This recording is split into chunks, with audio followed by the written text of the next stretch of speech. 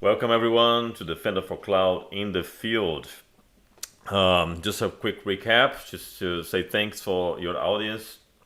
Make sure to subscribe to the Microsoft Security channel. There is a AKA link down below that you can type, which is the AKA link for this playlist, Defender for Cloud in the Field. So make sure to subscribe, hit the bell to get notifications. Well, in today's episode, we do have some very interesting topics to talk about, and there was a huge demand, a lot of people asking about this type of approach to cover the MDE integration with Defender for Servers, and no one better than this guy to talk about this. He is behind the development of this feature. My friend Erel Hansav. Erel, thank you very much for being here today. Hi, Yuri. Thanks for having me here. Hi, everyone. All right, Erel, thank you. So before we jump into the first question, can you just give a brief explanation about what you do for Microsoft and the project that you are currently working on? Yeah, no problem. So my name is Erel. I'm a software engineer at the Microsoft Defender for Cloud. Specifically Microsoft Defender for Servers, and my primary expertise is in the Microsoft Defender for Endpoint integration that we have, and I've been working on that for several years already. Yeah, he is literally the man behind the integration. So we went straight to the source. We had Aviv more in the past in the Defender for Cloud in the Field, which is the feature PM owner for this integration. He gave some good news at that time. Erel is going to go a little bit deeper to explain. So the first question that I have for you, Erel, is about this integration. With the Defender for Server integration with MDE, there is a lot of things going on behind the scenes. So if you can start by giving an overview of this architecture and how things work, for all versions of Windows servers, that would be great. Yeah, so you nailed it. It's exactly that. The experience is it looks really simple, but actually behind the scenes it's a lot more complicated, and we have different operating systems, like you said. And I will be glad to show the overview and the differences between the operating systems. I prepared a slide about the previous onboarding type of the operating systems and the new one. I already switched to your slide. It looks beautiful. Like go on. So I will first start by talking about the old operating systems that a lot of our customers still use, and how how actually MDE is onboarding using the Microsoft Monitoring Agent, which was the main solution for these operating systems until recently. So we'll start by that. I will explain how the flow works, how the onboarding works, and then I will continue to talk about the new onboarding flow, which is more relevant for actually now most of the, if not all of the operating systems. But let's start with the previous method. So on this scope, we're talking about Windows Server 2012 and 2016, which was supported until more than a year ago. Only that those operating systems were supported, because these operating systems were onboarded to MDE using the Microsoft Monitoring Agent only. That was the only way to onboard these operating systems to MDE, and that was the only operating system that we supported MDC in the integration. So the way it works is that, first of all, as a product of MDE, the way to onboard those servers is using the Microsoft Monitoring Agent. And as you know, the Microsoft Monitoring Agent is an agent that Microsoft Defender for Servers also is also provisioned and installed on our customers' machines. So that's another discussion, of course. But if we are talking about this flow, then first of all, that's a prerequisite. First of all, customers need to enable the Microsoft Defender, the Microsoft Monitoring Agent integration, and enable data collection and install this agent on the machine. Now, assuming this product is installed, now let's talk about how Microsoft Defender for Endpoint is onboarded. So first of all, where this feature is the integration with MDE is only available for paying customers. Customers with the servers bundle turned on, and once that is on, it doesn't matter whether you are in a plan P1 or P2. I will elaborate on P1 in the future when I talk about the other slide, because that's more relevant about the unified agent that I will explain. But now I'm focusing on this flow, which is relevant to the Microsoft Monitoring Agent only.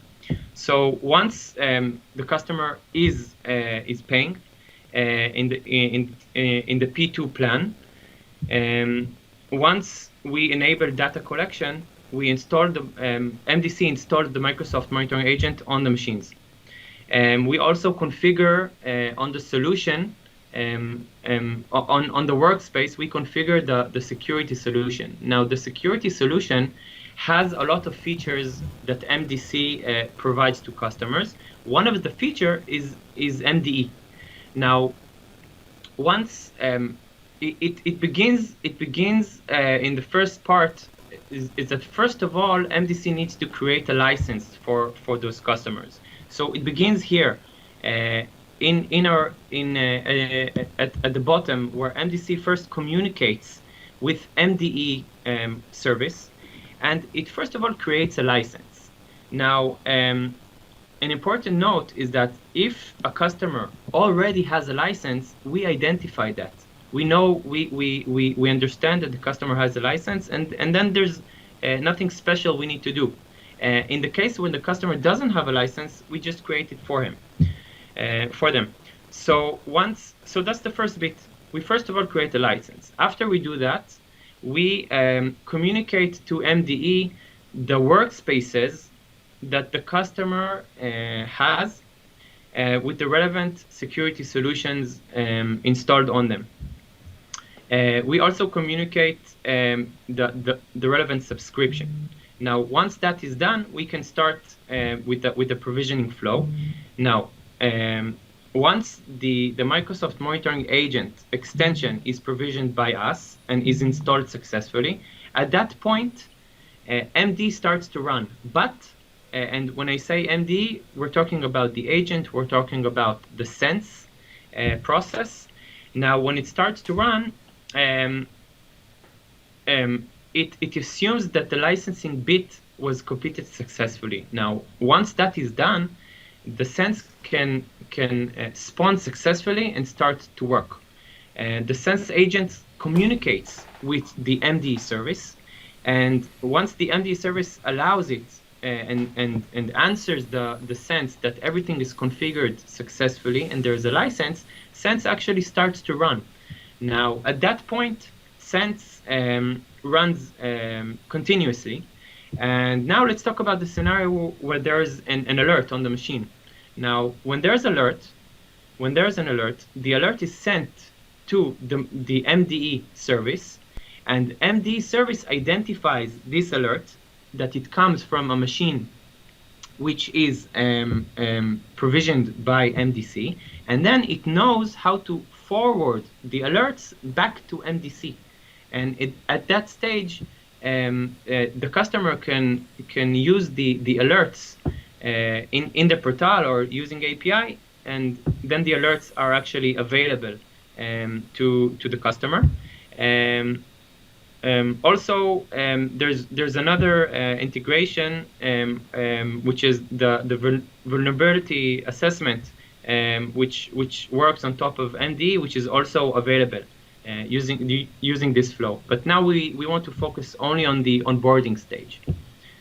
So that is generally how the onboarding works using the Microsoft Monitoring Agent. So that's for 2012 and 2016. Exactly. And only those operating systems. So it is important to mention that for 2019, Microsoft Monitoring Agent is not related at all. The security solution that contains the MDE product just doesn't work on the Windows 2019. It doesn't work on Linux. Okay, it's an important note.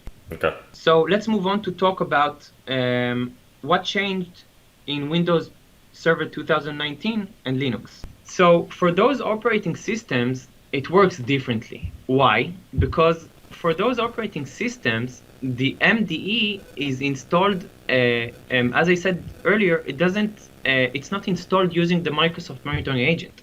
It's installed independently. Specifically, if we're talking about 2019, it is embedded as part of the operating system and already installed. So at that stage, all we need to do is actually configure the agent with the relevant customer information. It's called onboarding, not installing, because it's already installed. We just need to complete the onboarding process to the relevant AAD tenant. So let's talk about the flow here, okay? So if we're talking about Windows 2019, and I will later talk about Linux and the unified agent, let's focus for now on Windows 2019. At this stage, all we need to do, as I said, is only onboard the machine. So first, let's talk about how customers do this today without MDC. The customer today need to download the onboarding package script onto their machines and execute it. The onboarding package is suited to the relevant AAD tenant and to the relevant customer. And then once that script is being executed on the machines, the sense which is embedded to the operating system starts to run successfully and starts to operate and communicate with MDE. Now, in our integration, MDC does this entire process automatically for the customer. So if we now go back to the previous flow, let's see what's different. So first of all, there's no Microsoft Monitoring Agent. Let's start from the basic. The licensing part still works the same, okay? Now, what is different is the onboarding script. We need to get this onboarding script onto the machine in order to execute it. So what we did is we use a virtual machine extension called MDE.Windows that we developed especially for this process. What we do as MDC, once we identify a virtual machine that is applicable for MDE, we download the onboarding package from MDE. We take the onboarding package and we use the virtual machine extension and provision the extension, and as a parameter, we inject the onboarding script as base 64 to the machine. And once the extension starts running, what it does is just a script that works, and it actually provisions the extension, uses the onboarding script and executes it, and then the machine is successfully onboarded to MDE. And then the entire process works the same. The Sense agent communicates with MDE. Once there's an alert, the alert is sent to MDE, and then MDE forwards the alerts back to MDC. So that's the way it works for Windows 2019. For Linux, it's a bit different, because in Linux, MDE is not embedded as part of the operating system. So the flow works roughly the same, but so let's recap. MDC still downloads the onboarding script, which is suited for Linux. It installs or provisions the MDE.Linux extension on the virtual machine, and then the extension, other than executing the onboarding scripts, preliminary stage is also installing the product itself. So the virtual machine first installs the script on the virtual machine first installs the MDE product. Once that is installed, it executes the second stage, which is to onboard it to MDE, which is roughly the same as what happens in Windows 2019, other than it just adds another step of installing the product. Awesome. And thank you for the detailed explanation. I appreciate you putting together those slides to explain the difference. We also did, throughout the years, we also changed some of the settings that actually enable this integration. In the past, it was just a checkbox, and now we have more options. And we recently added even one more for the unified experience. So can you go through that as well? Yes. So first of all, I would like to explain what's different in the unified agents that is now available, right? So I will go back to the flow, okay, and first explain what's different in the unified agent.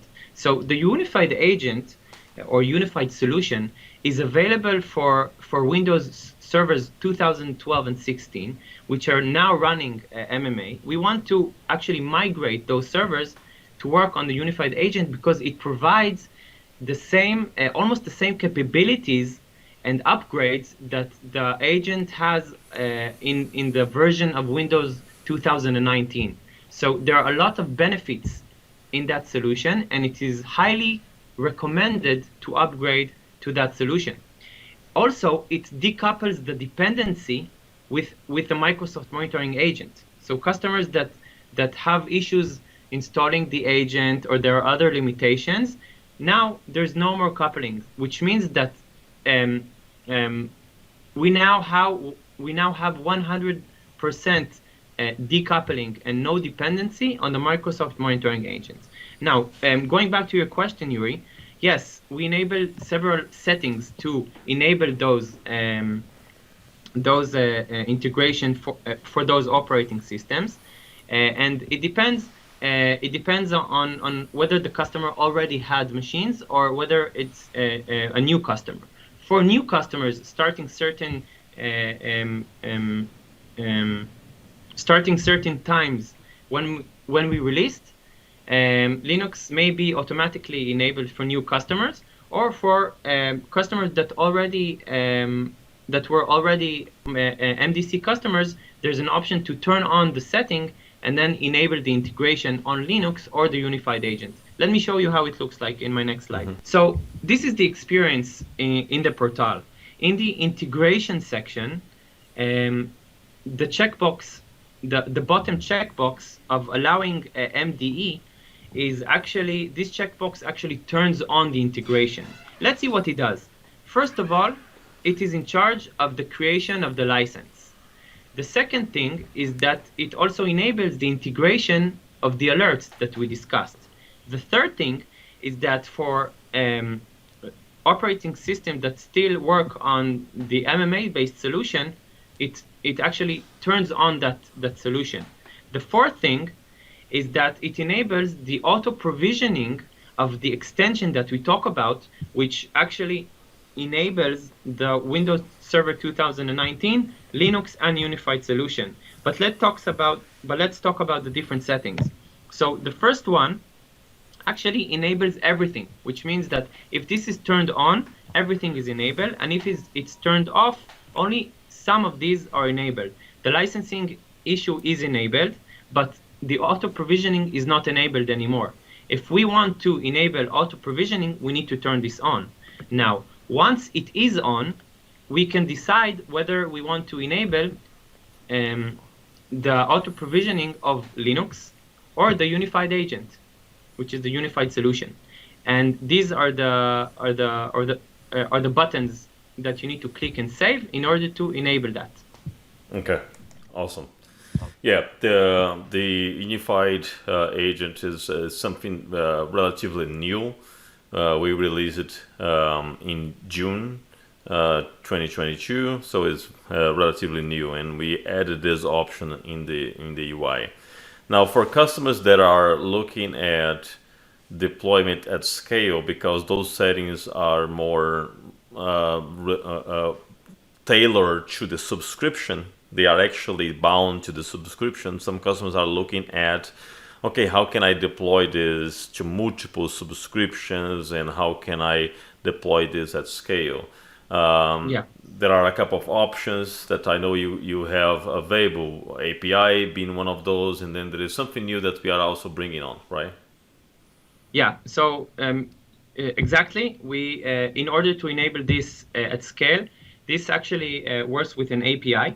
Now, the API that I am showing now on my slide is actually the API to enable settings. Now, the relevant setting that we discussed, first of all, is WDATP, which is the old name of MDE. This setting enables the MDE integration in general, like I showed previously.